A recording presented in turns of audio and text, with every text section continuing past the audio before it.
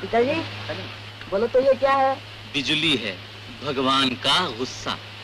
अच्छा पिताजी, आपको मैं एक मजा दिखाता हूँ। नाम काकी न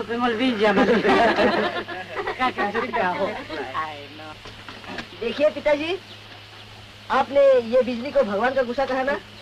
वो भगवान का गुस्सा नहीं है, वो तो आकाशीय शक्ति है। ये एक मशीन है, इसका नाम टॉर्च है। उस आकाशीय शक्ति का थोड़ा सा हिस्सा इसमें बंद है। अब देखिए क्या होता है।